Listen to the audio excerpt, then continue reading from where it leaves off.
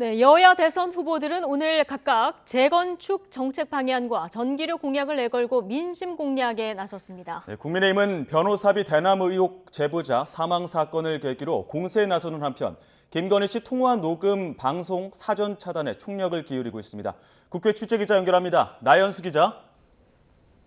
네, 국회입니다. 네, 오늘 여야 대선 후보는 나란히 민심 공략에 나섰군요. 네, 더불어민주당 이재명 후보는 오늘 오전 서울 노원구 상계동에 있는 노후 아파트를 찾아 재건축 관련 정책 간담회를 했습니다. 곧이어 규제 합리화를 통한 재건축 활성화, 확대 정책을 발표했는데요. 재개발, 재건축 신속협의제를 도입하고 500%까지 용적률 상향이 가능한 4종 주거지역을 신설하겠다는 내용입니다. 또 용적률과 층수 제한 등을 완화하고 기반시설 설치 비용도 지원하겠다며 실용성을 내세웠습니다. 특히 역대 민주정부는 재개발, 재건축을 억제한 측면이 있다고 정면 비판하고 공급 확대를 강조하며 문재인 정부와의 차별화에 나섰습니다. 국민의힘 윤석열 후보는 오전에 서울 프레스센터에서 열린 정책 토론회에 참석했습니다.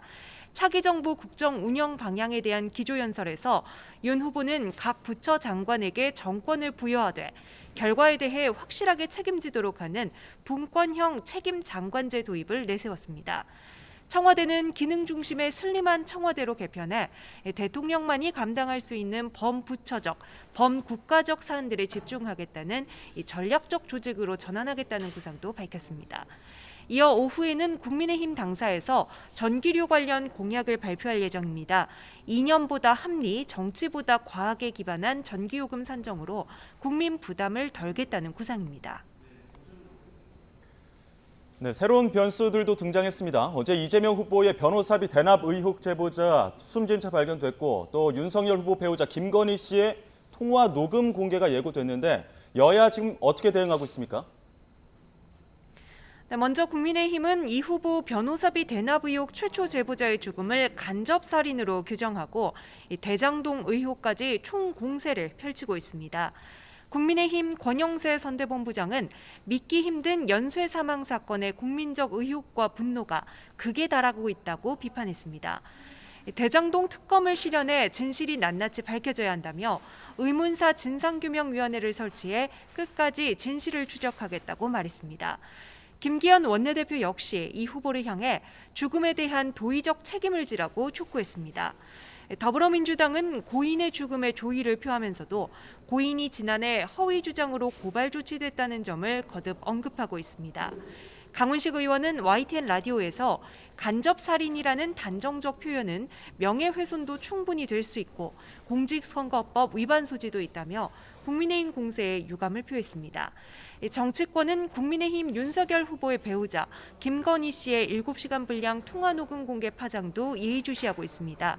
아직 내용이 공개되지 않은 만큼 민주당은 직접 공세에 나서지 않았지만 국민의힘은 사전 차단에 주력하는 모습입니다. 윤 후보 선대본부는 오늘 오전 통화 녹음 파일을 건네받은 방송사를 상대로 방송금지 가처분 신청을 했고요. 별개로 이 같은 방송이 선거법에 위반되지 않는지 선관위의 유권 해석을 요청할 방침입니다.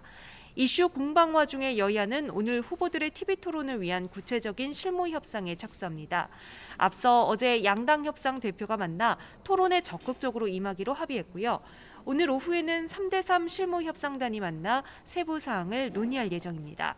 반면 국민의당 안철수 대선 후보 측은 안 후보의 상승 기류를 막으려는 치졸한 단합이라며 양당 TV 토론 중단을 촉구하고 3자 토론을 제안했습니다. 안 후보는 오늘 밤 지상파 방송에도 잇따라 출연합니다. 지금까지 국회에서 전해드렸습니다.